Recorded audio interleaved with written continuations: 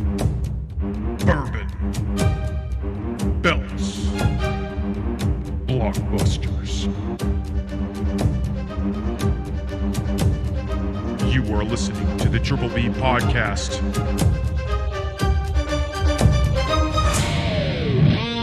Let's fucking go. Welcome back to Triple B Podcast, Bourbon, Belts, and Blockbusters. Like that. I'm good old TJ. I am Ryan. And I don't have a cool name. You just got to come up with the I don't name. have a cool name. This is the show where we talk on some bourbon or cocktails. We talk about them wrestling, and we talk about them blockbusters. Hell yeah.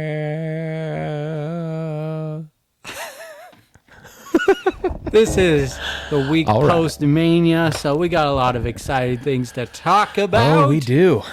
So let's get into it, Ryan. This is your cocktail of the week. It sure is. Actually, it was my wife's cocktail of the week. That's right. My non-drinking wife, which is kind of ironic. My wife doesn't drink, and she's actually the one that sent me this because she knows I love a good Arnold Palmer, good half tea, half lemonade. It's one of my main go-tos over summer, and obviously we're bourbon fanatics. So she sent me this. It's a bourbon Arnold Palmer. It's very simple, very straightforward.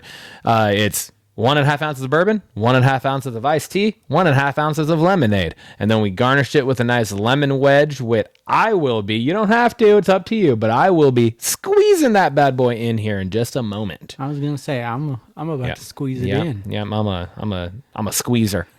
I'm a squeezer and a pleaser. Anyway, so that's what it is. We did throw it back in time a little bit with the bourbon this week. We used episode 2's Bondstone bourbon from Bondstone Distilleries because we don't have the bottle from last week because that was Nathan's birthday bottle. Yeah. So that's where that went. It may not have been polished off. Yeah, it winted. It is. It went. It is. So did. yeah. Yeah, it all got drank. We drank all of it last weekend for WrestleMania. But there were 4 of us, and it was a single bottle, so it doesn't sound too aggressive. And it was delicious, so it was delightful. It was fantastic. But all right, let's give this old cocktail. Yeah, first we got to get our squeezy. Squeezy. Get her in. Oh, I just spilled on your floor. Zamboni. I'm giving her a little stirry with my own finger. I don't like the noise that first happened. The noise I'm more used to. Is that like the ASMR? Okay. we're gonna be Nobody wants podcasts. to hear that. Cheers, brother. Cheers, dog. We're so much farther away now with the new setup. I like it though.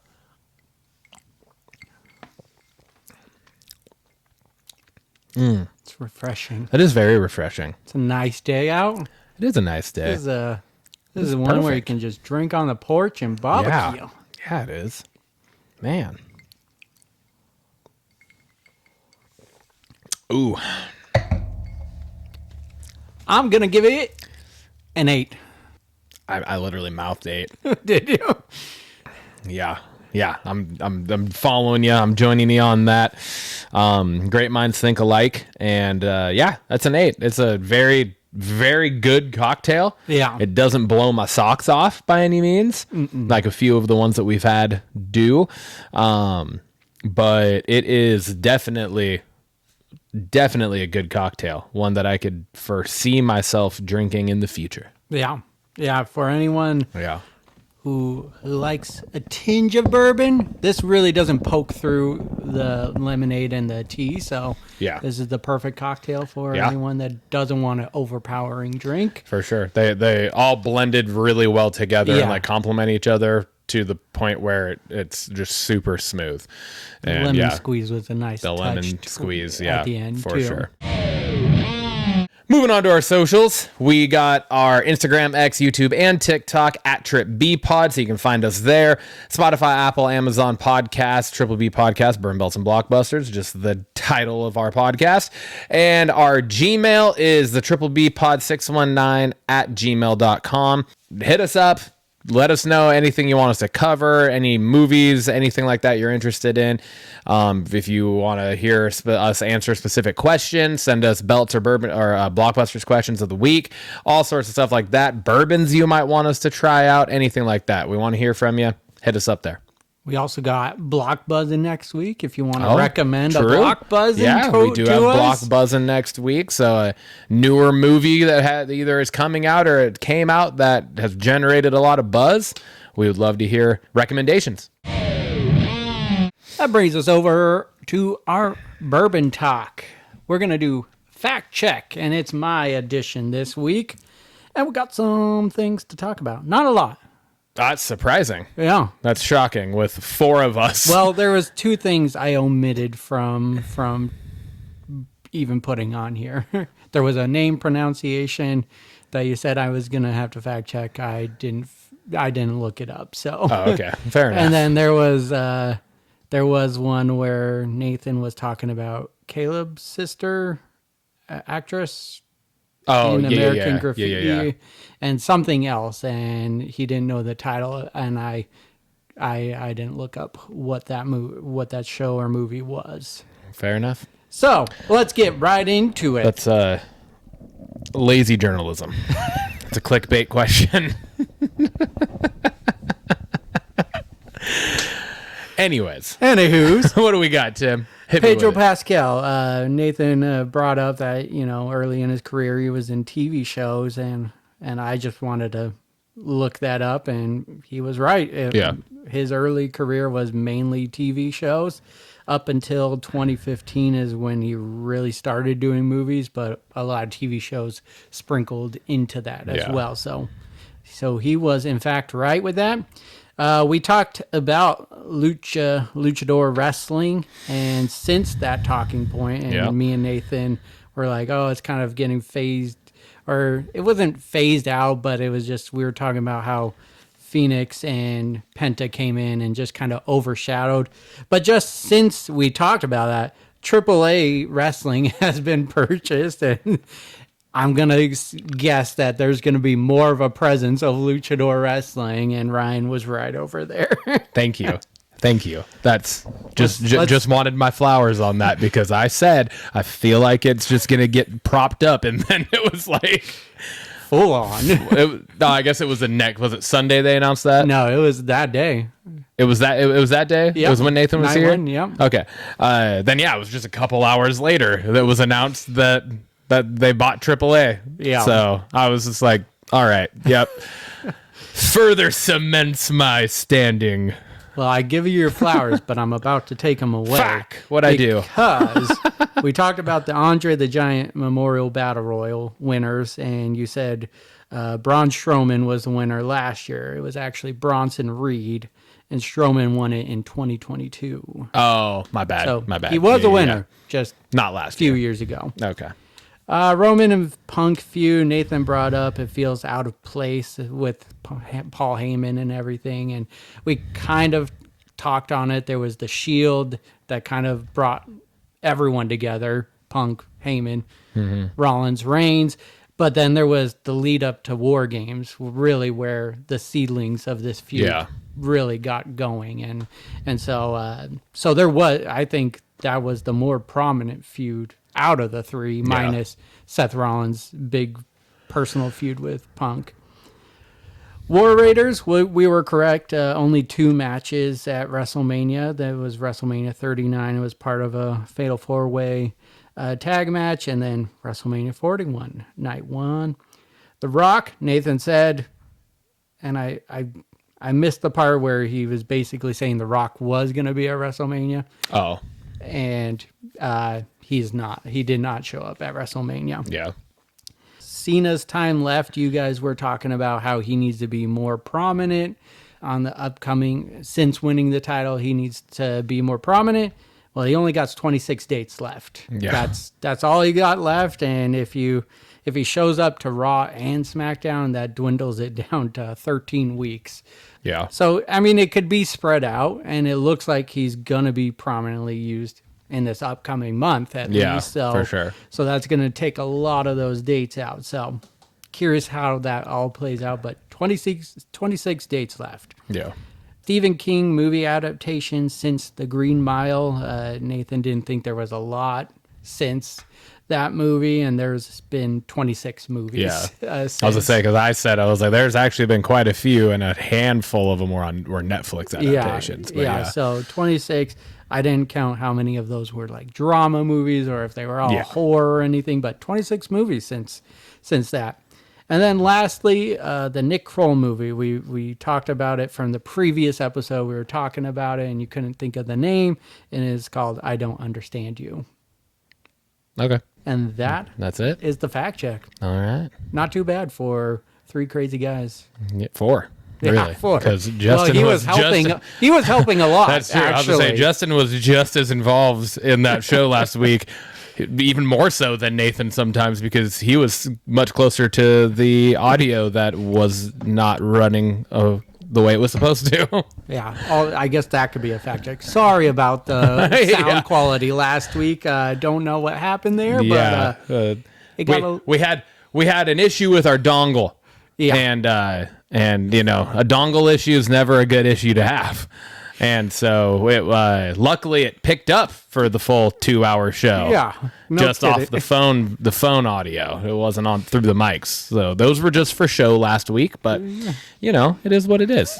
But we still got it, and we posted it, and everything's good, and we're back this week, hopefully better off for it. No issues this week. Yeah. That brings us to our wellness journey check-in number 19. Ryan, how are you doing over there? Doing pretty good, man. I'm doing pretty good. I'm going to yawn real fast. There we go. It wouldn't be a show without me yawning or having to take a pee break at some point. And I can tell you that's going to have to happen too. No, dude, I'm doing good. I did a couple things this week that I'm sore. Mm-hmm. My body's hurting a little bit, but I still got 5 workouts in this week in full. One of those workouts is what put me in the situation. That was the Stafford student basketball game. Oh, yeah, it's a completely different kind of exercise to play full court basketball for pretty much an hour. And so I'm sore and I'm feeling that, but I still ended up going on a run yesterday, and I went to the gym this morning. So doing good there. Other successes. I am currently, first off, I'm going to show off my Yeet shirt. It's dope. Shout out to ProSphere brand of these shirts. They're so comfortable, and I love them, and they're nice fitting. And I'm wearing a large shirt. Hell yeah. For the first time in, I don't even fucking high school. Probably was the last time I ever fit comfortably into a large shirt. So I'm wearing a large shirt again, which was cool. I took a little bit of a risk in ordering them because that's not like an easy necessarily exchange policy or process. The crutch, man. You took out the crutch. Yeah. And so, man, I ordered both this one and the Triple H one that I showed you that I ordered. Got them both in larges, and they both fit nice. And dude. So I feel good about that. That's cool. Didn't really have a whole lot of challenges, surprisingly. I mean, there are a couple of things eating-wise that I probably could have done better, but all around, I still did pretty damn good. And weighed in this morning, 212.7. Fuck yeah. So I don't remember, honestly, what I was. It was like 215 or something, I think, at the last one. Down, I know. I usually do. I just... I didn't bring my little book thing with me, but so I don't remember what it was on the last check-in, but it was like high 214 or low 215, but still that's like 2-ish at least pounds down again. I'm 2.7 pounds away from our 210 goal, which is dope. Feels good. And man, still been running and keeping up with that and just feeling good, dude. Yeah. Feeling good. What about you? I have a lot of success. A lot of success to talk about. It's Fuck just, yeah, I love that. I was on vacation this week, but I didn't let that stop me from working out. I got my 4 workouts in this week. I got 4 in last week as well. So just continuing, staying consistent in that. Been running a lot more. I got in so far this month 15 miles so far. So Hell yeah. it's definitely been helping with the weight loss. I think and then it's just been a different approach to the workout, just something different. So For sure. that part's been really nice. Challenges wise, I would just say just the food choices, and that's been ongoing, lifelong too, right? But also just really proud of the losses that I've gotten through still enjoying the good foods. Yeah. I mean, we had WrestleMania last weekend. Yeah. So like we had snacks and, it wasn't terrible, but also wasn't the healthiest of options either all around. We kind of had a little bit of both sides of it there. And I didn't have beer or soda during WrestleMania, and that's always like a staple. Same, Was pretty proud of that. But going over to my weight loss. This is my largest weight loss since starting. Let's fucking go. Starting this. So I lost 6.2 pounds. Fuck yeah. In the last 2 weeks. Down 27.5. I'm down to 235.4. So I finally broke the 40s. I'm the lightest I've been. You not only broke the 40s, dog, you're halfway to breaking the 30s now. Yep. That's fucking awesome. Let's go. I'm the lightest I've been since October 2020. I was 238 at that point. So I'm feeling it now. I'm just hell yeah, dude. I did a workout at the gym. I was running on the treadmill and I forgot my earbuds, and I still did a 2-mile run on it. And I was just like I'm in the 230s as motivation to get through that workout. That's fucking awesome. Very, really excited right now. That's fucking dope, dude. That's so cool. You said that's how much from when we started in August? 27.5. 20, and that's fucking awesome because I am 28.7 since August. So we're like right at the same fucking amount that we've both lost since. Just on the same wavelengths here, man. And then I added an extra note. This is just personally for myself, because this is outside of us doing our thing starting since when we started in August. Yeah. But because I was 256.6 in December of 2023. So I've lost 43.9 pounds since December of 2023. Insane, man. I mean, that's like, 16 months if I'm doing my maths right there. Yeah. So, dude, that's fucking dope. One more thing on this before we move on, just because you just mentioned beer, and it just made me think. So obviously, I've been like tracking calories and stuff like that. Yeah. And that's been a helpful tool for me just with portion control and stuff, and just making sure I'm just like not overeating, not even at certain meals, but just throughout the day in general. Mm-hmm. And because that can be really easy to do, and I haven't really drank beer. It's too. I haven't really drank beer that much since we started doing this in August. Like, I mean, I went fucking like 5 months or 6 months or something without even having a beer. Mm-hmm. Right. I was just doing the cocktail or the bourbon on the weekends with you. And I still, for the most part, do that. But the only times I've had beer is when we've gone to, like, we went to SmackDown. Yeah, SmackDown. And I had a couple beers there. Yeah. Things like that. That's really all I've had them with. Daddy daughter dance, we went to Forelli's with my buddies and our kids, and like we each had one beer while we were there, that type of thing. But I also am like, I do enjoy a good beer. Mm-hmm.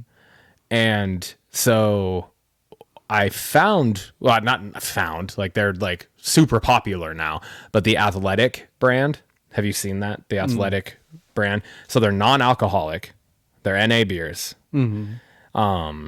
Which for me, I'm like, oh, honestly, that's perfect because I don't need the alcohol. Yeah. Like I don't drink to get drunk. anymore. You know, like that was college. Yeah. Right. Like now I'm just like, oh, I just enjoy the taste of a good beer. And they have one, it's their golden. It's only 45 calories for the can of beer, which is already good because that's half or more than half less, or sorry, more than less than half. Fuck, that's hard to say. Than most, like a Coors Light's like 102 calories or something like that. Gotcha. Right. Nice. So it's like, you think if you are to have beer or sit there and drink beer and you have 5 or 6 Coors Lights, more than likely you're probably not really feeling it at that point anyways, right? Unless you like slam them, right? You're not probably really feeling it that much. So you're not getting drunk anyway. And you just consumed like 600 to 700 calories in just beer, which is just empty fucking calories, right? And I was like, oh shit. And the golden one is like a golden lager, right? So it actually has good flavor. But they also have a light beer. Oh, okay. And I love bloody beers. I love mixing Bloody Mary mix with light beer. I've always done that. I've done it with Coors Light, Michelob. I've done it with so many light beers. And I found their light beer, and their light beer is only 25 calories per beer. Seriously? Yeah. And I was like, oh, no shit. So I was like, that mixed with the fucking Bloody Mary mix, which is like 2 ounces of Bloody Mary mix, maybe. I haven't fully measured out like what I'm putting in it. I'm just kind of guessing. But it's like in total, it's like 38 calories per. Damn. And I was just like, fuck yeah. So that was cool. And Lindsay can drink that too.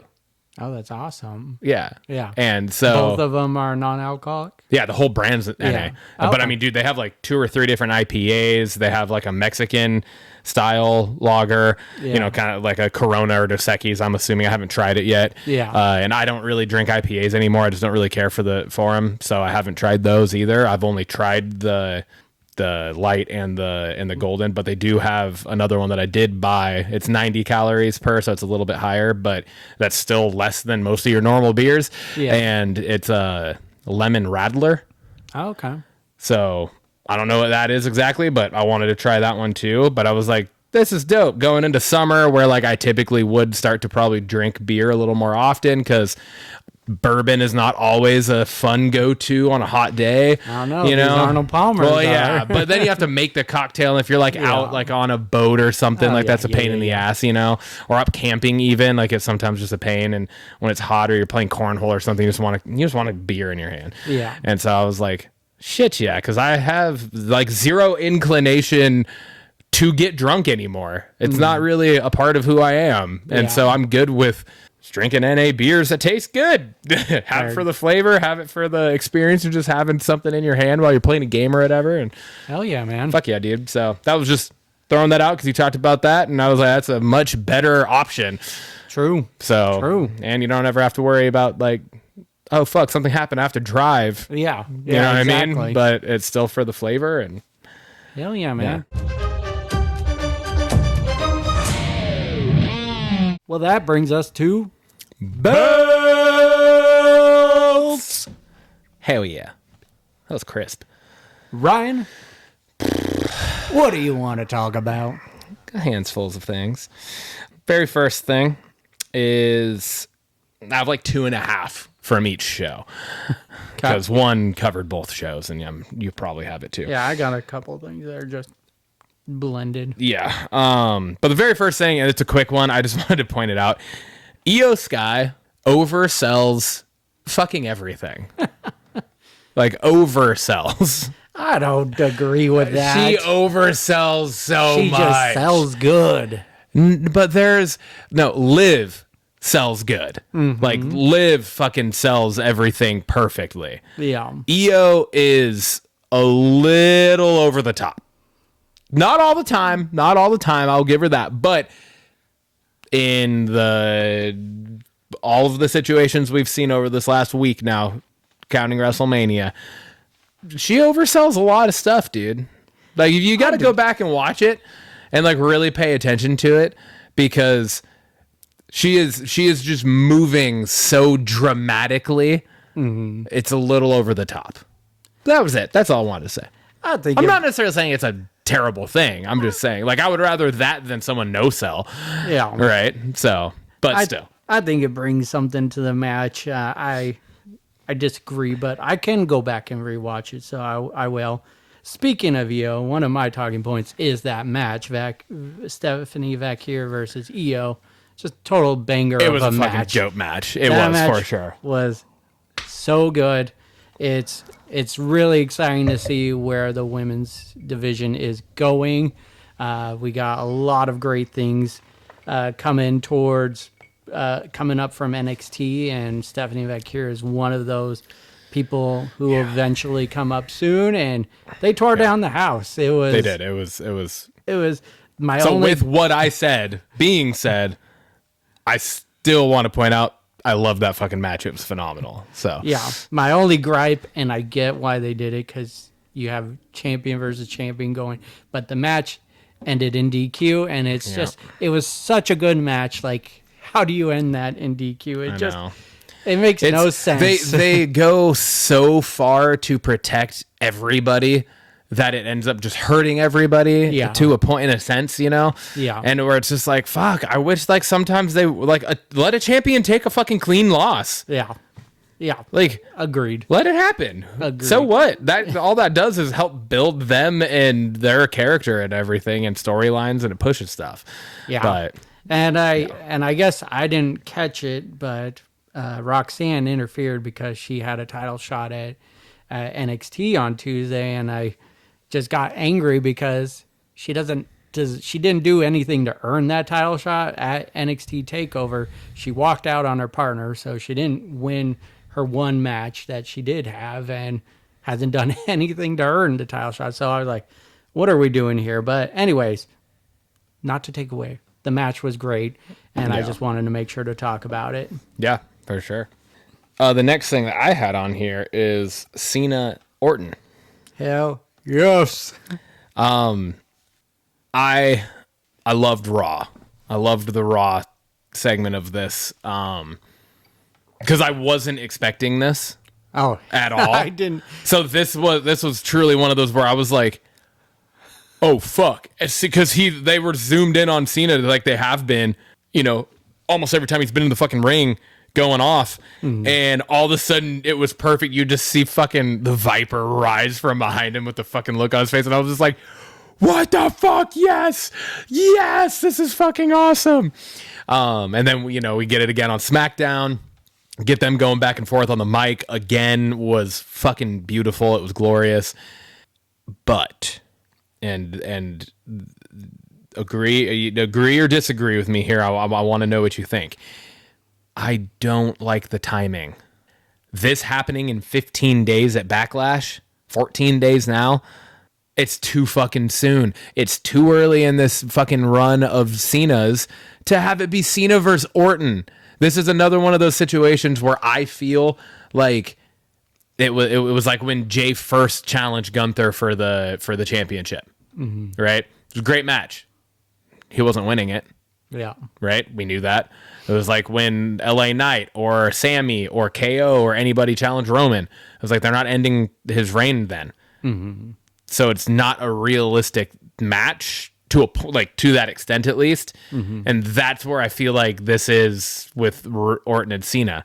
They're not having Cena on this fucking big WrestleMania. He turned heel. He won the 17th at WrestleMania and then turn around 2.5 weeks later and drop it to Orton. I just don't see that happening. I don't feel like that is a realistic outcome, which I feel like it waters down this match a little bit, because that takes me out of it a little, because I'm just like, well, Cena's going to win this. I don't think there's a shot that Orton gets 15 here.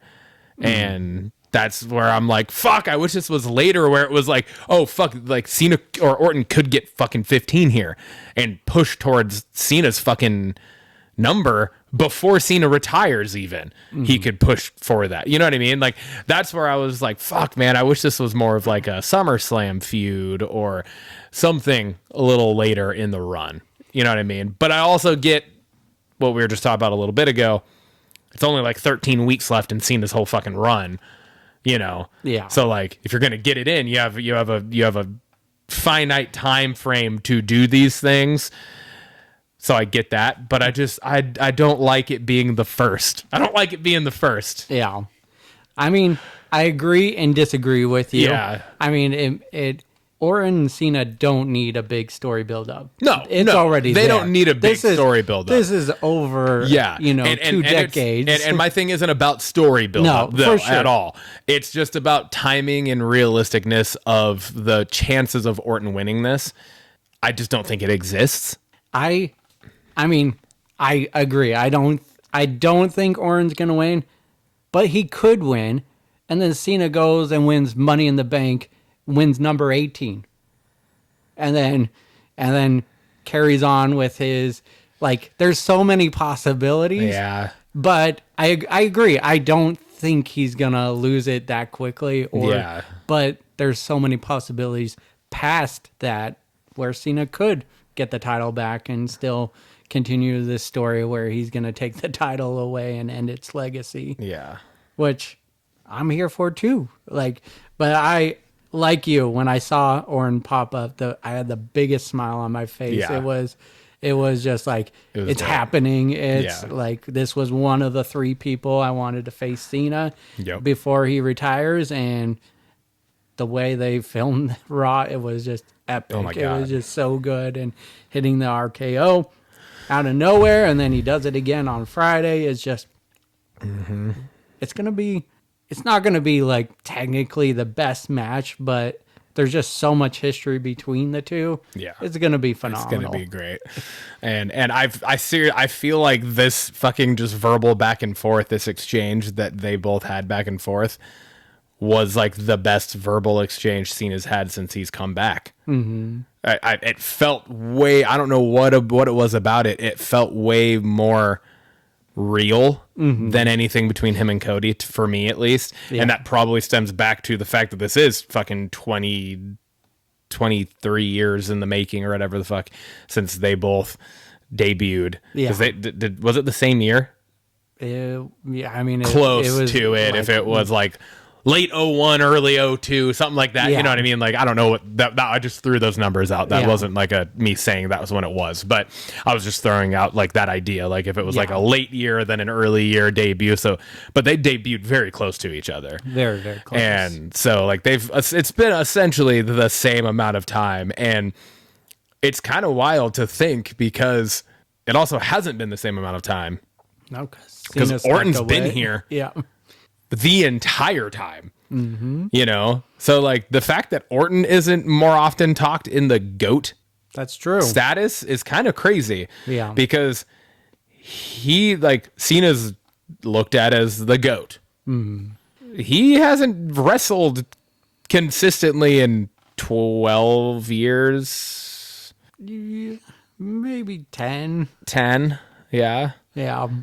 I mean, he was still full time with the back-to-back years with The Rock. Yeah, because that was a big part of his point of that, right? Rock was a part-timer. Yeah, but then wasn't too long after that Cena turned part-time. Yeah, right. Exactly. So yeah, and Orton has been, outside of injury, Orton has been full-time since he fucking debuted. Yeah, so I think more so it's just Cena is that guy. I know. The household name everyone knows, and his face is everywhere. Yeah. But no, I agree. Orton has been. He even said it on SmackDown. He's been there. He's the guy. So I agree. I'm really excited for this. I didn't expect it that quickly either. Yeah. I thought we'd get a one-off from Cena, just saying, "Told you," and I'm just going to do as I please. Yeah. The one thing I'll say, talk about overselling. I think Cena oversells this, like, his angry talk. Like, it's a little annoying.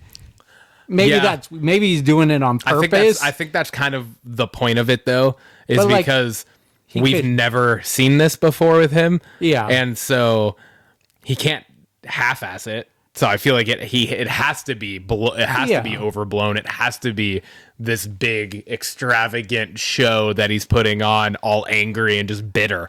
When I first thought he was going heel, I was picturing his character in the Fast and the Furious movie when he first got introduced, where he's kind of a brooding guy. Kind of, why not talk like that? But I mean, hey, it's corny. Yeah. Cena's always been corny, and this just feeds into that. So, yeah. I'm going to talk about, and this covers, it blankets both shows, the returns and call-ups. So we got Rusev, we got Aleister Black, and then we got Fraxium called up. And I think Rusev made the bigger impression on Monday Night Raw, just taking out Otis and that's a big guy, and it felt big. I was a little disappointed with Aleister Black's, but I'm more excited about Aleister Black being back. So, and then Fraxium just tore down the house in a great tag team match. Yeah, that was amazing. Feel bad for Berto and Angel Garza because they just take losses left and right. But that's feeding into the storyline right now. But they are so quick and fast. The Fraxium. Oh my God. It was because I'd never really seen them before, because again, I don't really watch NXT. Yeah. And so I've seen like clips and stuff, but that was the first full match I'd seen. I was just like, oh my Lord. Their match with the Hardy Boys on NXT was so good. Oh, it was so good. That. You'll have to go back and watch that one. I'm gonna have to go back and watch that. But yeah, Aleister Black, I wanted a bigger moment for him. I love The Miz. And what he was talking about on SmackDown, I agree with him. He's another one of those guys that hasn't really left. He's always there, whatever they need, and he's not on Mania. But that I feel like kind of is why I'm good with the very brief reintro to Aleister Black. God damn, neither of us can say his fucking name, Aleister Black, and. I feel like it just kind of very straightforward, very easily, very bluntly set the tone for Aleister Black returning. Right? It was because he's known as one of the fucking best strikers, right? So for The Miz to come at him and then him to just fucking hit the spinning kick, just boom, out of nowhere like that, and then just walk away. I was like, fuck. I felt like it was more of like message sent. Yeah.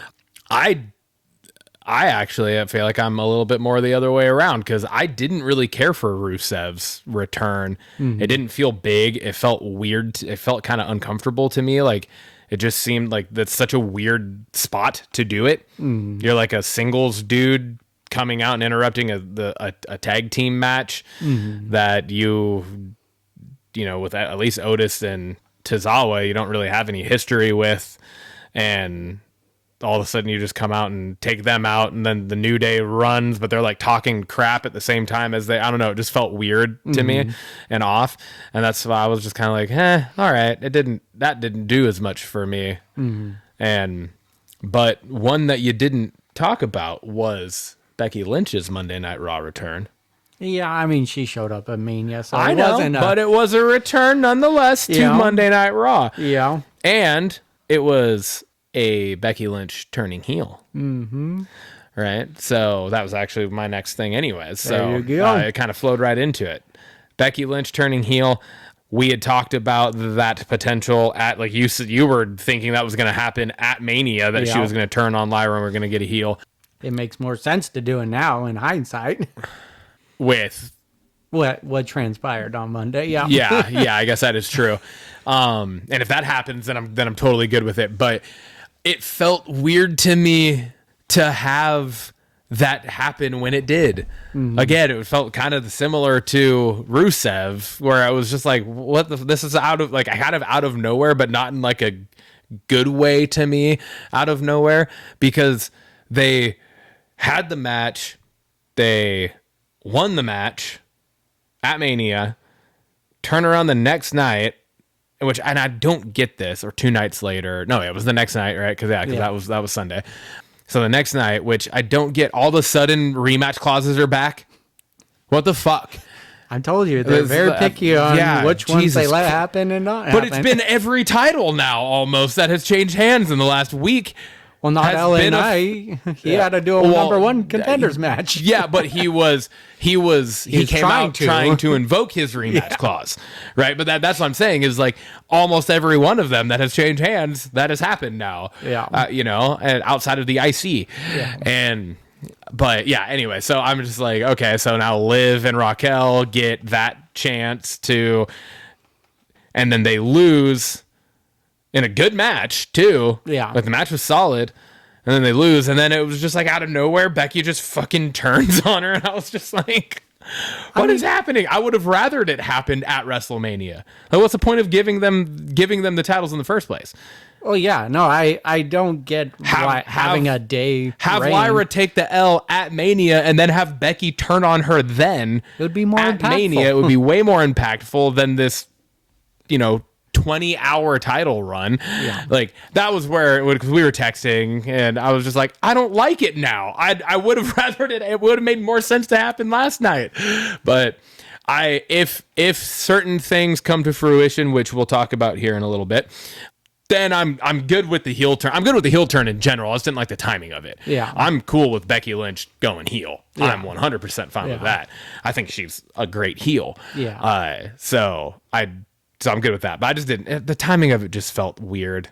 Yeah, I wasn't big on the one. Not even a day reign. I don't get why you take the titles off only to lose it right away. But I get the reason why I thought Becky was going heel was just because there's a lot of history between Lyra and Becky. Like Becky won the NXT title, and who beat her for the NXT title? It was Lyra. And so there's history there with them, and so that's why I was predicting the Becky heel turn at WrestleMania is just because there is history. So, but other than that, yeah, I agree. I was like, the match was great.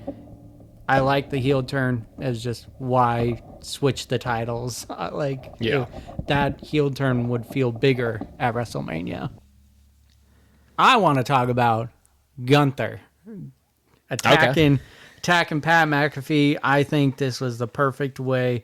We were talking about characters, and I needed a break from TV, and this is the perfect way to get Gunther off TV, but in a dominant fashion. Granted, it's against the announcers, but I think that just shows a dark side of Gunther. He's pissed off that he lost his title, and he goes right after Cole and then McAfee, and it added more to the show. It gets Gunther off of TV because he's suspended indefinitely now, and I thought that's exactly what his character needs. It doesn't diminish his character at all, and I think it was the right step for it. I was all here for it, I was just talking about, hey, when's Pat McAfee going to get physical again? And then, sure enough, I mean, I don't know if this will lead to a match down the line, but I was like, well, this is a good start to getting him back in the ring. So. Yeah, for sure. Yeah. It was, I mean, and it looked brutal. That was the thing, too. Like, Pat McAfee was purple. Yeah. I don't know if that was, like, just a fucking hell of a sell, or if Gunther was actually, like, just fucking going off on McAfee or not. But he sold the hell out of it if that was just a work, because good Lord, it was. And then like Michael Cole just fucking all just disgruntled raspy, and just fucking just like kind of in shambles, for a good portion of the rest of the show, was holy shit. Mm-hmm. So yeah, no, I agree. I thought that was great. I thought it was. I think it's perfect for Gunther to give him that time now away, because I mean he's been through. I mean it's been a couple years now that he's just been on every fucking week. Yeah, he's been there pretty much. Through his record-setting IC run, then into the world title picture. Yeah, right. So I mean he didn't take. There's no gaps. So. Very, very consistent. So, yeah, that I 100% agree. The TLC tag title match? I just wanted to... That was a fucking amazing match. Right? I know. I keep seeing it, too. No, that match, it was fucking... It was great. I thought it was easily the best triple threat TLC tag title match that we've had since the Hardys, Edge, and Christian and the Dudleys. I think the announcers were trying to oversell this a little bit. Because Wade Barrett's Wade Barrett. He is not my favorite announcer in any way, shape, or now it's on me. It's attacking me. In any way, shape, or form. And I think part of it is because of this type of thing. He just tries to fucking go way over the top on some of the shit that he says. And saying things like, this is the most brutal TLC tag match we've ever seen before. Get the fuck out of here. No, it's not. Yeah. It's not. Like, hands down, it's not. Were there some dope-ass moments in this match? Abso-fucking-lutely. Did they do some stuff that we hadn't seen before? Yes, they 100% did. I thought it was great. I have never seen, and I mean, I'm sure it's happened before, but I've just never seen, like, Tez doing the fucking suicide dive out of the ring into essentially a fucking swanton through the table. Right. Oh, yeah, that was dope. Yeah. Like, that was cool. I liked that. I liked, was it Skull and Bones or whatever? Yeah. That Motor City Machine Guns double team finale through the table. That was sick too. Yeah. Like, the timing on that was just beautiful. The spear off the hanging thing through the table. Yeah. Haven't seen that done through a table, but they did not hit that very well. They did not hit that clean. Yeah. I think that move is just hard to time at all. And I agree. They shouldn't have tried to recreate it. I thought it was. They were not the right guys to do that in the first place. I thought it was cool homage to it. I thought it was cool homage to it also, but it's also like. And it doesn't take away from Edge's Jeff Hardy's either, because you can't do anything to take away from that. But it was just like, no, that one I was like, okay, now you're trying too hard almost. Like. You had Dawkins. Yeah. You have him hit the spear, which is that even one of his moves? The spear? I think he does, yeah. Oh, okay. One of 75 fucking thousand other people that hit it. So like he hits the spear, but he doesn't even hit it that well. It was more like a fucking bear hug takedown almost. And then you had Ciampa definitely not take the spear off of it. There was a table underneath them. So what? If you're going to do it, fucking do it. Okay? Agreed, this is your job. Agreed. You're getting paid a ton of money. I think there was a lot of second guessing going on. I will give... To fucking... if you're going to do it... Ciampa had to do it better. I will say Dawkins was probably trying not to get that frame on his knee when he was coming down. Yeah. I see that. But I agree. Ciampa should have taken it better. But I mean, the match was hands down. It was amazing. Yeah. And like my thing with it was the announcers were trying to put this way over the top of what it actually was. Mm-hmm. It was a great match. It was amazing for what it was. I think it holds up, and what I said last weekend I think stands true, that not having that match on Mania didn't take anything away from this match. Having it...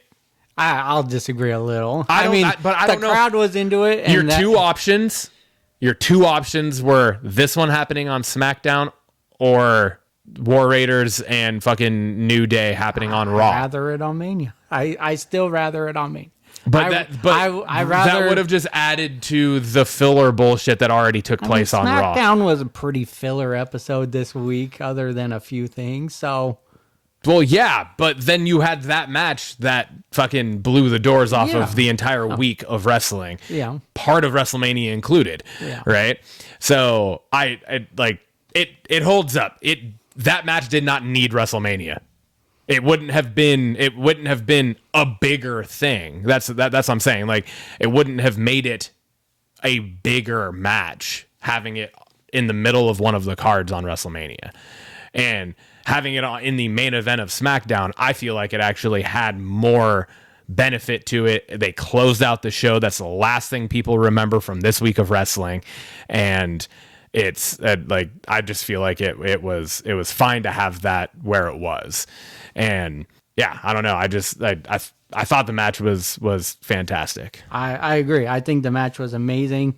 I will say this is the best tag team match since WrestleMania 39, Sami Zayn and KO versus the Usos. I think this was the next best tag team match.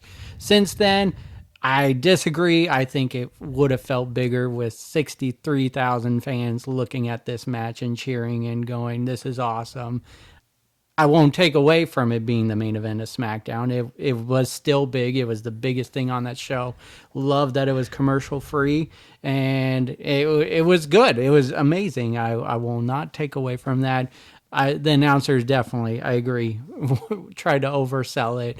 But the match was bonkers, and it's been a long time since we've seen just a train wreck in the ring like that. 5 years since we've had that match. Yeah. So it was fantastic. Loved it, and I really didn't care who won that match. I didn't know who was going to win. I was gonna be happy either way. I didn't like Tez, like the way he was like in the ladder and then quickly just got out of it. Like, I think he could have sold it a little more, but it was cool seeing him climb up the side of the ladder. But at the same time, because I kind of thought that same thing, but then I also was like, well, it was just a super kick. Mm-hmm. Yeah, it was. That's the only thing that had him there. It was he was stunned for a second because the super kick's not a devastating move anymore. Yeah. Right. The super kick is no different than a chop anymore for the most part.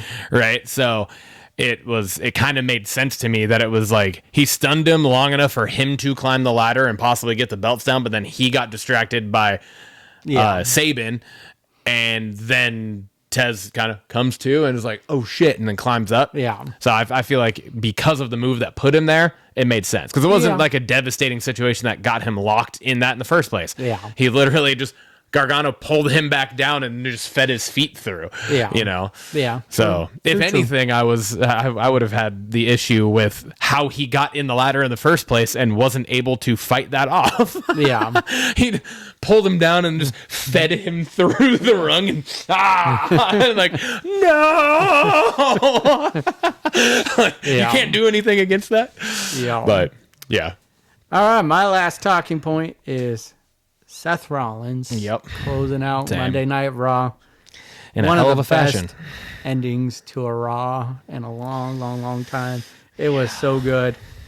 And we got a formation brewing here.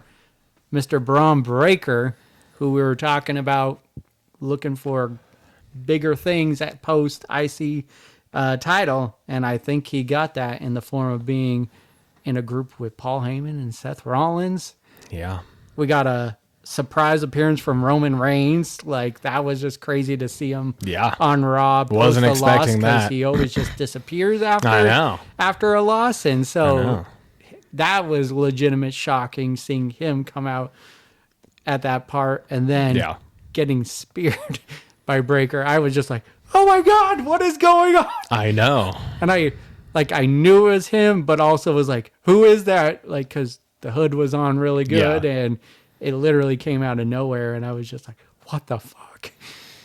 Yeah. Hell yeah. Well, and then they played it off so well, too, because you had Braun. Like, for a second, I legitimately thought that I was like, oh, fuck, Braun's just putting himself in this. Yeah. Like, I was like, he's going to fuck up Rollins, too, because they fucking turn towards each other, and then he runs at him and just dips Rollins and fucking spears Punk, and I was like, wait, and then they hug, and then Rollins come up behind him, and I was like, oh my God, what is happening? Yeah, dude, that was fucking awesome. It was so good. It was great. Now we get to see maybe an alliance of Punk and Reigns now, and that's hard to imagine. Yeah, maybe, I don't know. Or does this just go kind of in a different direction even? I mean, I know there's obviously like unfinished business between them because of the Paul Heyman angle. Yeah. So I get that. But I also am like, they could do anything they fucking want to with this. Mm-hmm. I don't know. It brought up way more questions than any answers. I will tell you that. Yeah. For sure. In a good way. No, it was definitely a great close to a great Monday Night Raw.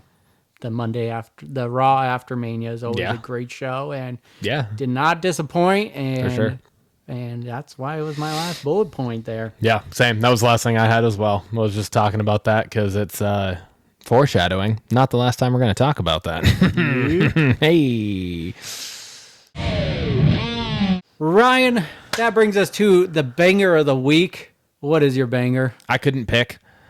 Really? I couldn't pick one between you have to choose one. The final two things. I can't. I don't know what to do. What's yours? Mine's TLC. Okay, then I'll go with the finale of Raw. Okay. I'll go with the Seth. Right. I couldn't pick. Mine was going to be TLC, but then I was like, fuck, that was in completely different ways. Oh yeah, for sure. Right? Because the match, wrestling, TLC, hands down. That match was fucking amazing. Including both nights of WrestleMania, I still might have picked TLC to be my fucking banger of the week. Honestly, it was that fucking good.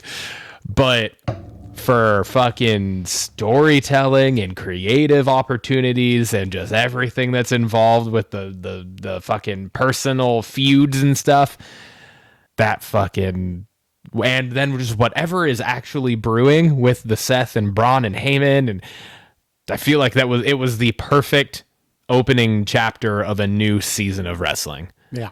Yeah. You know, because it felt like it closed doors, but opened up so many. And like I said, it like didn't really answer any questions. It was just like a cliffhanger type thing going into the new year of wrestling. So, yeah. I chose TLC just because of the match. It was reminiscent of that WrestleMania 17 match, and it was just so good. It literally just... The blockbuster fucking thing. Tez was insane in that match. It was fucking wild. Just the fucking suicide dive blockbuster to the whole group was insane. That Gargano chair shot to when the chair was around his neck. Oh my God, and Alex Shelley. I was just good Lord. Oh my God. Yeah, well, and then even like we said it last week on I think it might have been the post show of night 2 with Justin, where like they're getting a little more loosey goosey with the headshot situation, right? Because like it was not a hard shot, but when I think it's Sabin dove out of the ring and he like threw the chair into his head, you know, like that type of thing was just like. Oh, like even that, it's like, shit, man, I'm waiting for us to get just a fucking chair shot straight to the fucking dome on somebody. I feel like at some point it's going to happen. The good news is they're picking the spots right, though. Yeah. It's not just for nothing. It's not just not headshot after. It's big moments, and so it feels right. So, yeah. We got a first for the podcast. We got two questions. Two separate questions. They're not two-part questions. It's two full separate questions.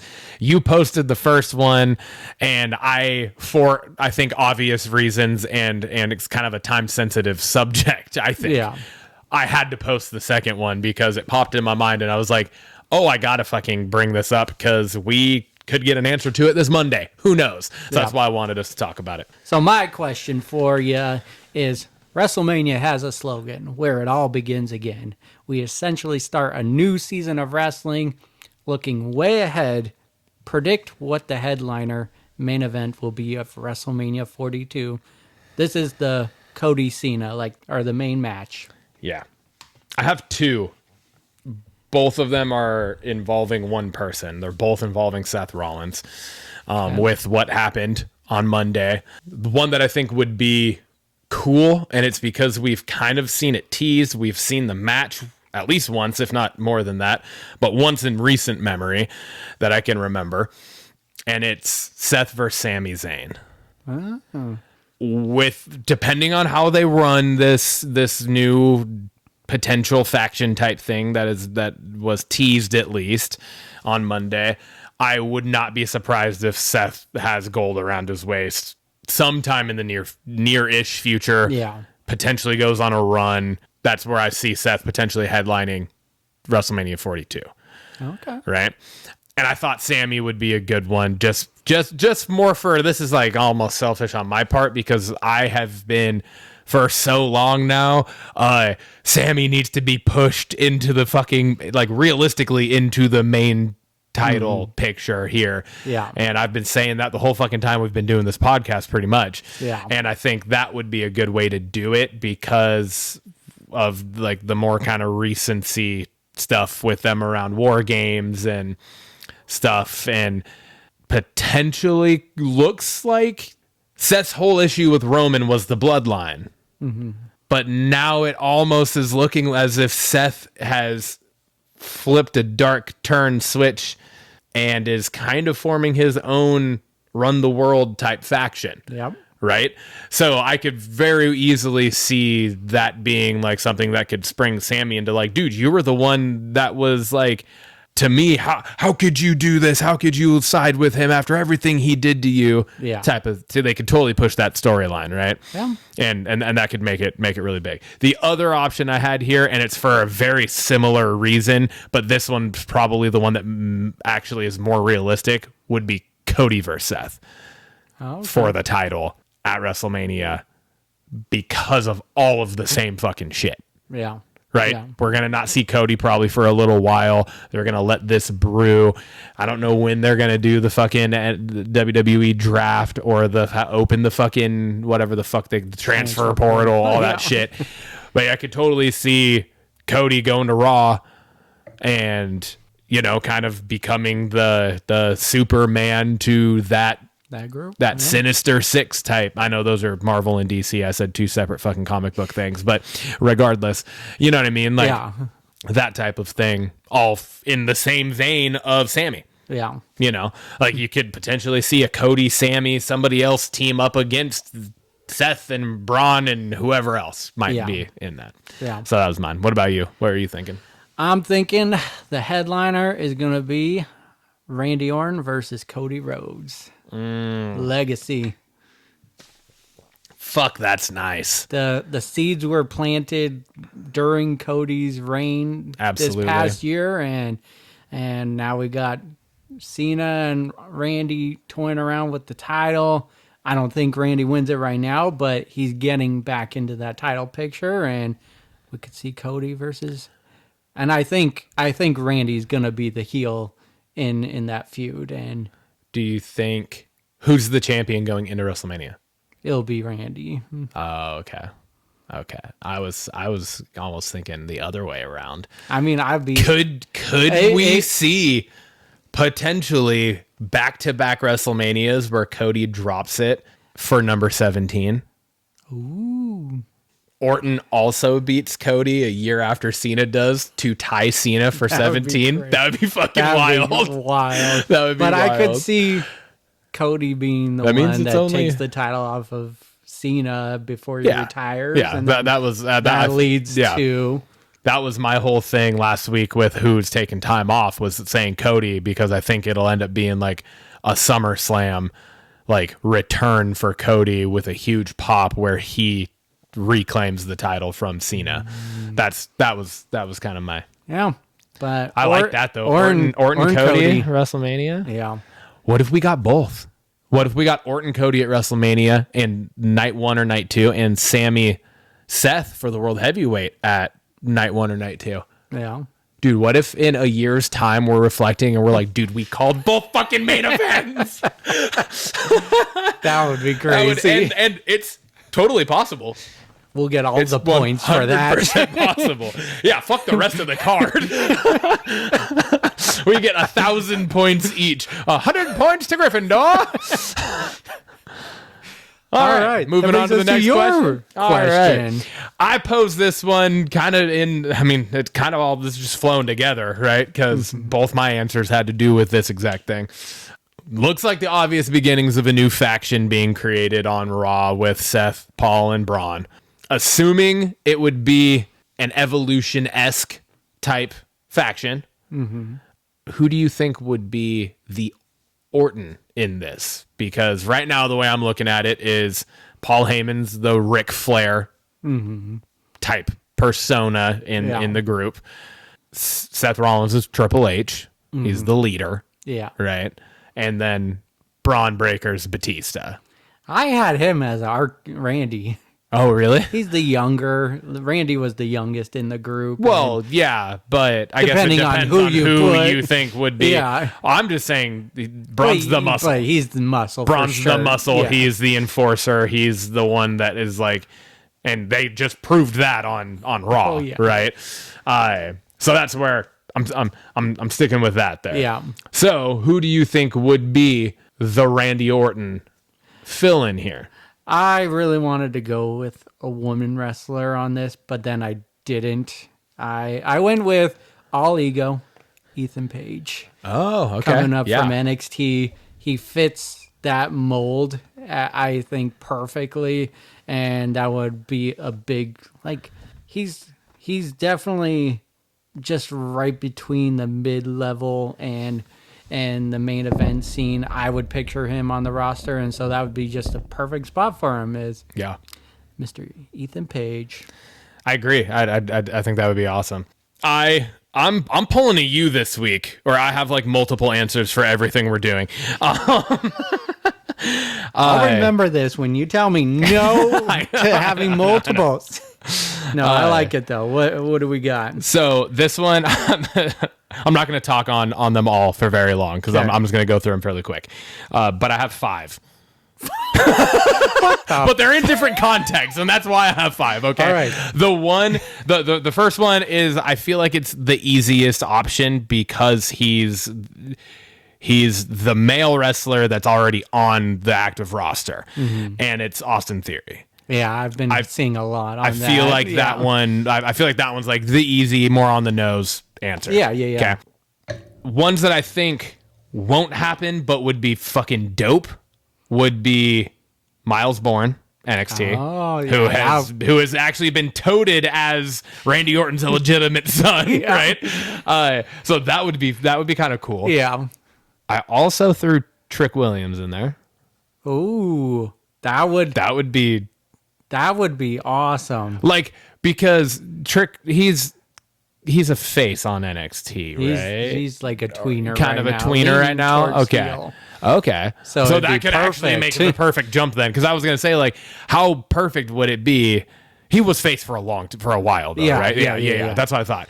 Because I was gonna say, how perfect would it be to go make the jump from NXT to the main roster, debuting as a fucking heel? Yeah. You know what I mean? Like, that would be wild. I really like that one. So I like both those. The runner-ups, this is where my last 2 came in. The runner-up categories were, I did go with a woman here, and I went Becky.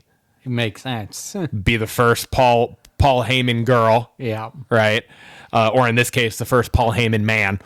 Yeah. She is the man. Right? And then the other one, I don't think is realistic, but it also kind of is because of just the current climate between TNA and WWE. But Nick Nemeth. What if we got Dolph Ziggler back in the fold here? That'd be crazy. That would be kind of wild. That would be crazy. But anyways, I was just like, this is such a fun question. I had so many thoughts and possibilities that I was just like, fuck it, I'm gonna write them all down.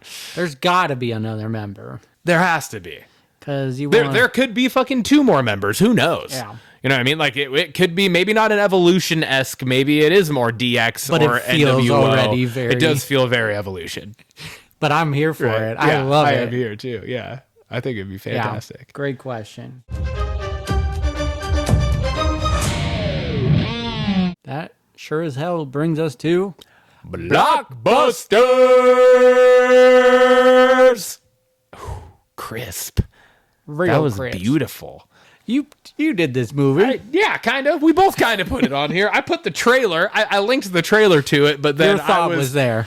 Yeah, I was busy driving, and I didn't want to risk any farther, so I stopped adding the information, and then you finished it up for me. So we have Jordan Peele's next movie, Him. The synopsis for this is: a promising young football player joins an isolated compound to train under a dynasty team's aging quarterback. The cast of this is Tyreek Withers, Julia Fox, and Marlon Wayans. The release date will be September 19th of this year, and it will come out in theaters. Trailer looks insane. Yeah, dude. It looks like, honestly, it kind of reminds me of The Substance. It feels like oh yeah, okay, in a little sense. Like I can definitely see that. Hopefully, it's not leaning to because that was a crazy ass movie. I mean, fucking wild movie. But it kind of feels like it's gonna be like a body horror film, and it feels like that. Now that you say that, I can definitely see that. But also mixed with is it Blink Twice? It because it definitely felt like there's some weird shit going on at this compound. Yeah. Right, which is definitely up the alley of Blink Twice, and where there's just but then there's also there's like a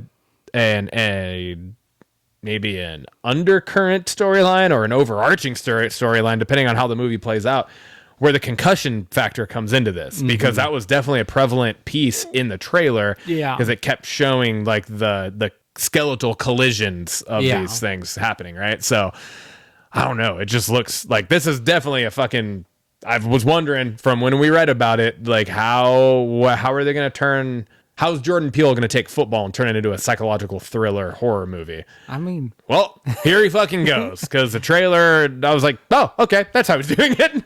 I mean, if you just makes fucking sense. Describe football to a nobody and just explain what happened, it could sound like a horror movie in itself. Like, guys just running as fast as he can and tackle each other. And even just in the, like, you really scale it back away from the physicality of the game to the more of the mental side of it, where you're 36 years old and your career's done. That's right. Like, you're 36 years old, and that's kind of where the substance comes into play, right? Is that kind of mentality where it's like you're in your 30s, mid 30s to mid 40s, and it's like you are like, once you hit 29 or 30 years old at most positions in the NFL, you're on the downhill slide of your career, which is crazy. That's crazy to fucking think about. Yeah. Because that, like, you know, I mean, even in most other sports, that's not the case. Yeah. You know, not all sports, but most other sports is not the case. So, yeah, exactly. Yeah. Really excited for this one. Same. Yeah. Really excited for this. Football has been a very large portion of my life for the majority of my life. So I'm too very excited for this. Weapons. We'll get to it. Synopsis. A community searches for answers when 17 children mysteriously leave their homes in the middle of the night. Cast as Josh Brolin, Julia Garner, Alden Ehrenreich, Benedict Wong. Release date for this is August 8th, 2025, and it's coming out in theaters. Trailer doesn't give you a lot, but it's creepy as shit. Yeah. And it has that feel of like a M. Night Shyamalan movie. For sure. Shyamalan. Yeah. Yeah, I don't know. So the trailer doesn't give you much of anything. The synopsis also doesn't give you much of anything. Yeah. So put them both together and you're very intrigued, because the trailer gives you almost the exact same information that the synopsis gives you. Yeah. Right. All the trailer is just like this running shot of these kids, like this one kid just running at night through the street. Running. Yeah, very creepily running. And then all of a sudden you see it from another angle, kind of a side angle, and it's just like more kids are just joining. Yeah. It's just fucking weird. And 17 is such a weird number. Yeah. For it to be too. Yeah. So it's just like, what? So yeah, I'm here. I'm very intrigued. I'm interested in this. It comes out in August. That means we're going to go see this one together, probably in theaters. Summertime. Summertime opens up my schedule a lot more on those days. Yes, it does. Predator Badlands. We kind of talked on a little bit. I don't know if it was on the podcast or just one-on-one, but I was talking about how there's a possibility of Predator being more like a good guy, and it was what I was hearing. So, synopsis: set in the future on a remote planet where a young Predator outcast from his clan finds an unlikely ally in Thea and embarks on a treacherous journey in search of the ultimate adversary. Cast, really only one that I saw listed was Elle Fanning. Release date is November 7th, 2025 in the theaters. And again, it's just, you get Predator looking different. Like Very it's different from iterations before it. Yeah. The previous one being Prey, and that was more like the Predator that we've come to know. Trailer looks awesome for this, and again, it's more Predator being a good guy from what I gathered from this trailer. Yeah, the trailer looks fucking dope. I was happy you put this on here because I too saw this when it came out, and I went to add it, and you had already done it. So I was like, oh hell yeah, it looks awesome. I love these movies, the Predator movies, everything that has to do with Predator. I love it. I've seen all of them. Yeah. Same with the Alien movies. Mm-hmm. Speaking of which, since this trailer dropped, I have seen and read a bunch of stuff where both like people from, is it Fede Alvarez? Was he the one that did the most recent Alien movie? Yeah. Like he has said that he wants to work with the guy that's directing this one in the future, and like there's a lot of stuff that is like hinting at potential Alien vs Predator crossover again in the future. Nice. And I loved both those two movies also. They were just fun. They were just fun. I loved them. And yeah, so I'm stoked for this. I cannot wait to watch this movie. I will be curious to see how this plays off of Prey, because this is a sequel to Prey, I believe, right? Yeah, it's definitely the same director. So yeah. So I'm wondering if we're going to get any extra info about like what happened to the girl from Prey. Yeah. You know, that movie was great. Movie was fantastic. Yeah. Beautiful movie. Yeah. All right. Going to Heads of State. Synopsis: the UK Prime Minister and US President have a public rivalry that risks their country's alliance. But when they become targets of a powerful enemy, they're forced to rely on each other as they go on a wild multinational run. Allied with Noel, a brilliant MI6 agent, they must find a way to thwart a conspiracy that threatens the free world. Cast is Idris Elba and John Cena. Release date is July 2nd, 2025, and this is coming to Prime Video. Trailer looks wild. This is what I wanted Freelance to be, I think. Oh, yeah. I could see that for sure. Obviously different premise. Yeah. But this, same idea, though, too, at the same time. He's just now seen as a president instead of a bodyguard mercenary, right? So previously a movie actor, too, which comes into play in the trailer. Yeah. It looks fucking funny as hell. It looks action-packed. These are... I think the acting chops of, especially the comedic acting chops of both these two fits well. Are going to just be fucking beautifully strewn together throughout this. And it looks great. It brings back together Idris and John Cena from the Suicide Squad. So yeah. It brings us over to the series of things. WWE Unreal. First time we put a wrestling show on here. Synopsis: for the first time ever, step beyond the ring and into the WWE writer's room, where the drama is just as intense offstage as it is under the spotlight. Cast, I just put WWE. Release date: summer. I want to know specifics. Everybody.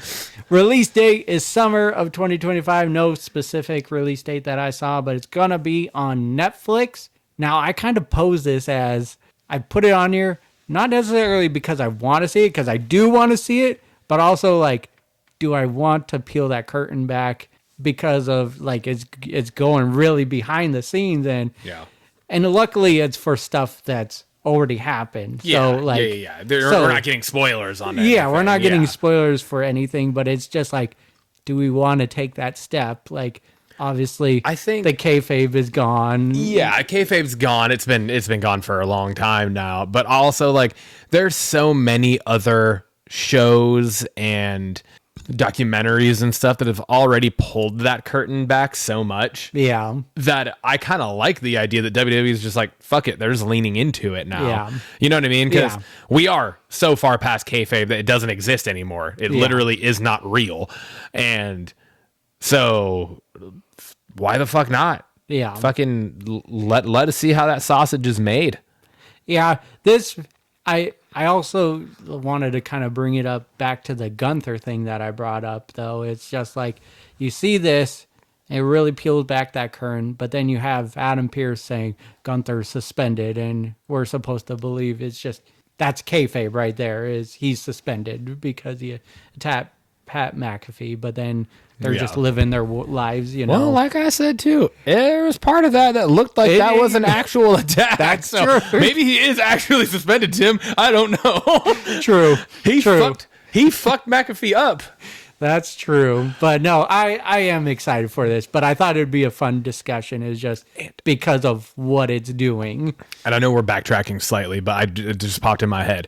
Another part of me that kind of makes me feel like this was real. Adam Pearce was the first fucking person out there. Yeah. And he's never He was the first one out there. Yeah. That never happens. Yeah. Adam Pearce, usually there's like 75 referees that run out. Fucking Jason Jordan and Hurricane and fucking... Davari. Oh, goddamn. Well, Davari and then Kenny. Dykstra. Yeah, Dykstra. All four of them fucking run out and get strewn about and fucking Noble sometimes. And then Adam Pearce comes out with the security guards that all get fucking their asses kicked. This time, Adam Pearce is the first fucking person out there trying to get Gunther to stop. Yeah. So that's also kind of like, that's interesting. But anyways. Definitely. Anyways. But yeah, no, I thought it would be a a fun discussion yeah, bringing that up. Wednesday season 2, very quick synopsis. She's back. I love it. Cast Jenna Ortega along with Catherine Zeta-Jones and all the plethora of people. I don't like to look into the cast of shows because if there's any surprises, I just want to leave it that way. Well, just in the trailer at least. The new character was Steve Buscemi. Yeah, but is in it. I also too. I haven't looked up like who he's playing or anything like that. I don't know if they've even announced who his character is yet. Gotcha. But then you get Fred Armisen back as Uncle Fester, and it looks like the blonde best friend girl's back. You get the villain from the first season, like Tyler. Werewolf. He's back. Jin or whatever it was. Yeah. But release date for this it's coming out in 2 parts. Season 2, part 1 is coming out August 6th, and part 2 is coming out September 3rd. So not very far apart. But there's only 4 episodes per part. Oh, really? Yeah, it's only 8 episodes. Wow. That's what I read at least. And then platform will be on Netflix again. So really excited for this. The first season was awesome. This is the most watched show in Netflix's history. It's Tim Burton, Miles Millar, and Albert Gove. And so really big fans of them. And then it just, watching this second season trailer, it kind of just feels like we're in a world similar to Harry Potter, but in Adam's Family world. It feels very much like that. And I like that. It's going to be a great season, I'm sure. Yeah, and it looks like the family is going to be much more involved this season than they were in the first season. You know, because we got bits and pieces of them in the first season, but this one, it looks like they're going to play a much larger role. So yeah, absolutely. And that brings us over to Fred, which is follow-up, rumors, and early development. Just got one thing. I Know What You Did Last Summer official trailer has dropped. Official trailer. It was awesome. It was. It was great. It's everything I needed. It was definitely starts off with a bang and just I get why the fans were like jumping up for Freddie Prinze Jr. and Jennifer Love Hewitt. Just really cool to see them returning in their roles to this franchise. I'm just excited for this one. Not much to talk about on it. No, not a ton. I mean, it's exactly what you expect it to be. Yeah. You know, the new group does something bad, they start getting stalked and hunted essentially, and then now you get Freddie Prinze Jr. and JLH coming together to try to help him out. The one thing I kind of could have done without in the trailer was the fucking just the fan service line from Jennifer Love Hewitt. Oh, yeah. Yeah. I just have one question for you. What did you do? What did you do last summer? I was just like, fuck me. That like kind of ruined the watching the trailer for me because I was just like, Yeah. Cheesy as fuck. Come on, man. We don't need. It would have been. It would be like the next Scream movie dropping a trailer and fucking Nev Campbell being like, "Oh, did you scream?" True. What? I don't know. Come on. I think just seeing trailers on social media has taken a little out of it. Like if you were in the movie theater watching this trailer where it doesn't pronounce what the movie is, and you're just seeing the trailer play out, and then that pops up, you're like, oh shit. Like you like see the fisherman and then the hook, and then she says that line. I think it would come across better. It probably would. You're right. I just feel like just that dialogue, you could have had the same outcome, but with the girl, like the high school girl or whatever it is, college or whatever they are, saying like saying something along the lines of like, we made a mistake last summer or something like that, or we did something last summer, and then it cuts to her and she turns around and says, tell me what happened. Something like that would have been like more of like a fuck yeah. But it's just her saying that. I was like, cheesy fuck. It was like, very on the nose for sure. Agreed. But I'm fucking stoked for this regardless. I love this. I love those movies. So. Well, the first two. That brings us to our special segment of the week, which is our April binge cap. We're to the end of April here, and this is where we go over what we had watched over the month. Ryan, take me through your April binge cap. A bunch of shows again. Okay. Only 4 movies, but they're all in the same franchise, and that's. I watched all 4 Toy Story movies over the month with Lainey. Yep. So it's been fun, man, having a kid like that. And now she's like getting to she's a year and a half tomorrow. She'll be a year and a half. And so it's just kind of fun to like watch the shit that I grew up watching with her. Like I put on Hey Arnold a couple weeks ago. She was just sitting there with me watching it, and I'm watching this. I'm like, God, this is terrible, but it's so awesome. You know what I mean? Like at the same time, just because the animation and shit back in the fucking 90s was not great. So, but anyway, so all 4 of those. That's movie wise. Outside of what we watched for the show that we've already covered, obviously, that's all I watched outside of it, movie wise. The rest of it, though, shows. Still working through Found season 3, I think it is that we're on. Okay. That's the NBC Peacock show with Mark Paul Gosselaar and Shanola Hampton, I think is her name. And the show's it's so good, man. It's really a good show. Me and Lindsay are hooked on it. And it's one that it's like every week because we're watching it weekly, right? Okay. Which sucks, but I also love it because it gives us something to look forward to. But it's like every week, and it's this reason, which is a good thing. Yeah. The episode ends, and we're like, "Fuck, we need more." Yeah, you know. So it's one of those things. So that show's great. I finished Daredevil, Born Again. It was phenomenal. Nice. I started watching The Last of Us season 2. There's only 2 episodes out. I finished the second episode before I came down here today, and holy shit, wow! That's all I'll say. Some stuff I did not fucking see coming. Wow. The Studio on Apple with Seth Rogen, that show's fucking great. I think I'm fully caught up on it. I think it comes out like Tuesday, so I'm pretty sure I watched the newest episode. I think episode 5 this last week.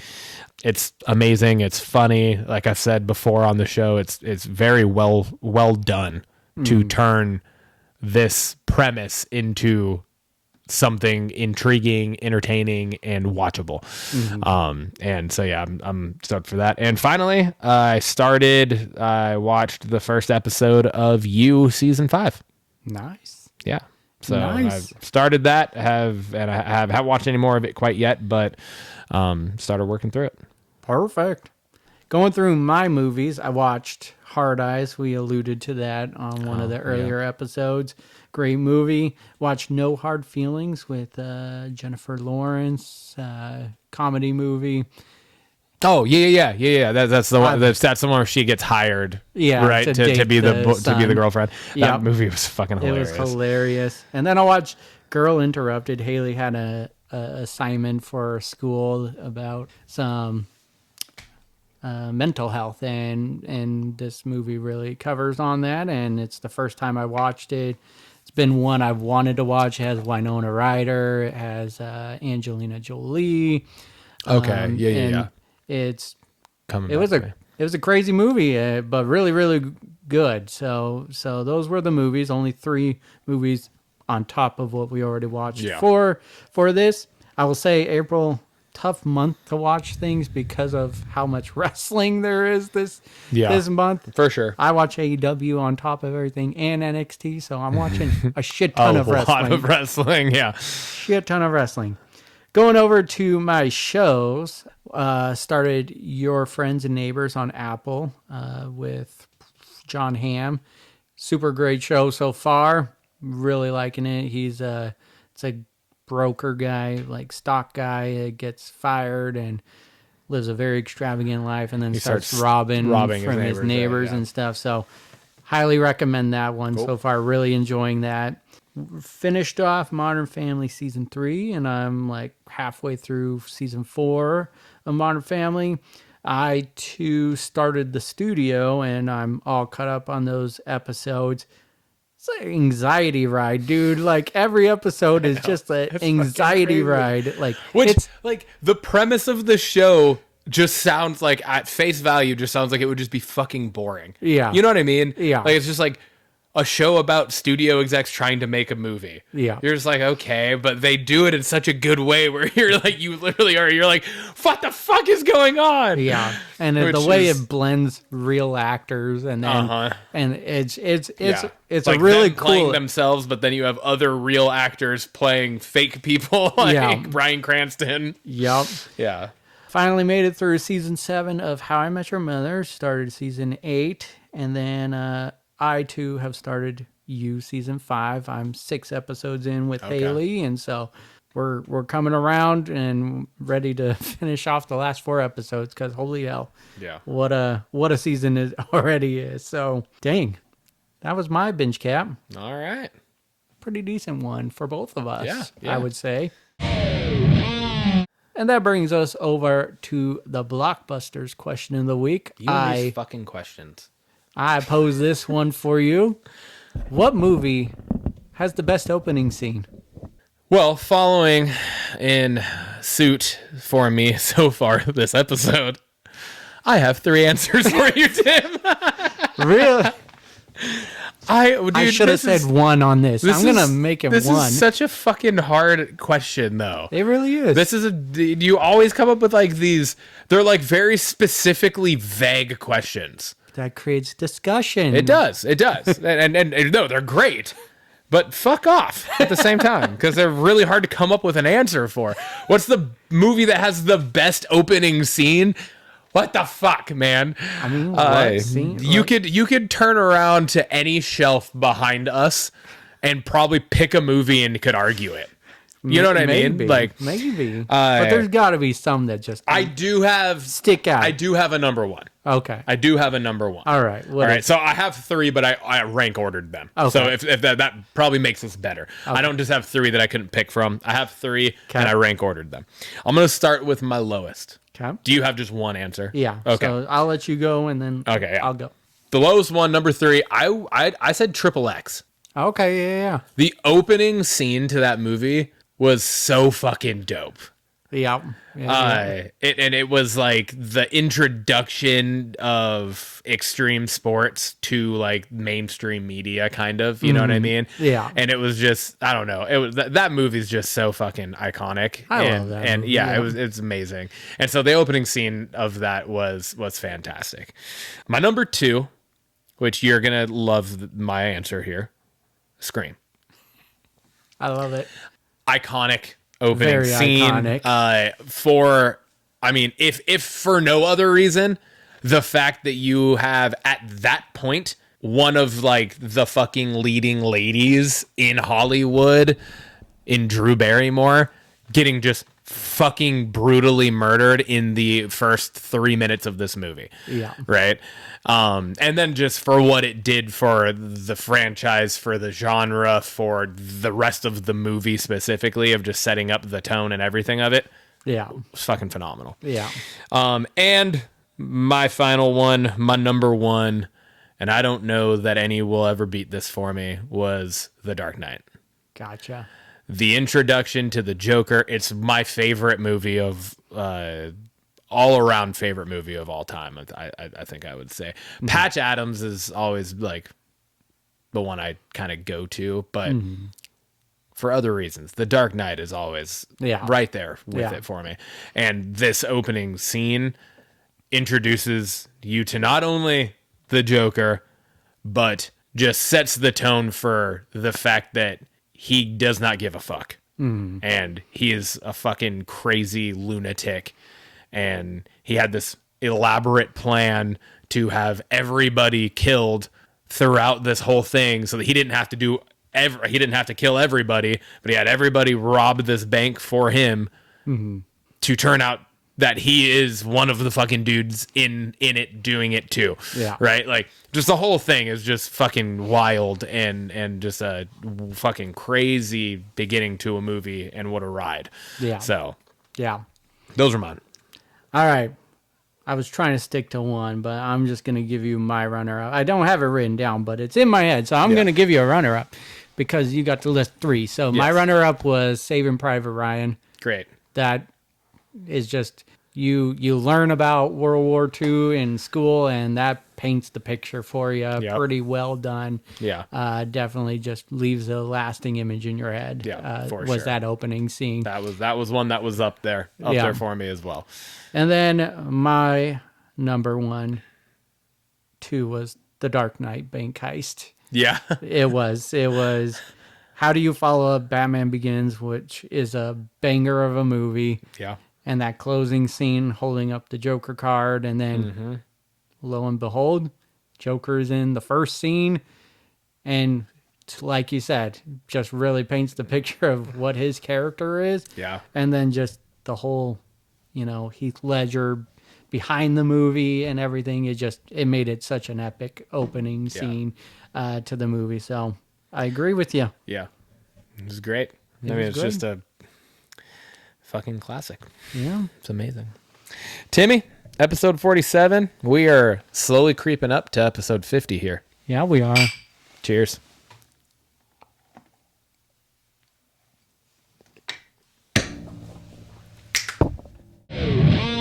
Let's fucking go.